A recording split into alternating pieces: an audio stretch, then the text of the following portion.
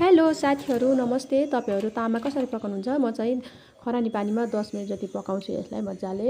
हजुरहरु खरानी छैन भने बेसार पानीमा पनि पकाउन सक्नुहुन्छ। यसरी पकाउँदा चाहिँ यसमा भएको तितो टर्रो सबै जान्छ र यसको असाली स्वाद पनि आउँछ नि त।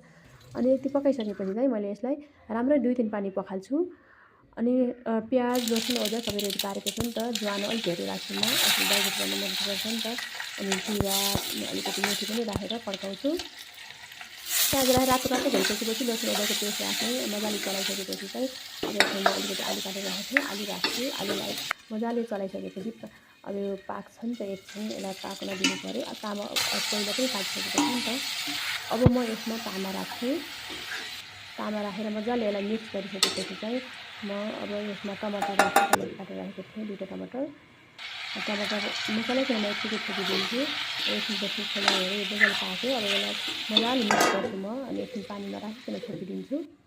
अब त्यतिन्जेलसम्म चाहिँ पाक्ने गर्छ। म चाहिँ यहाँ लसुन जिरा अलिकति अदुवा खुर्सानी राखेर मजाले पिरो पिरो गराएर पेस्ट गरौँ नि त हैन। अनि दाल छैन यसमा मिठो हुन्छ। अब म यसमा टन्न पानी राखेँ। अब म अघि पिसेको जिरा अदुवाको पेस्ट लसुनको पेस्ट यसमा राखेँ खुर्सानीको। अब मजाले यसलाई मिक्स गरिसकेपछि अब यो लगभग पाक्यो।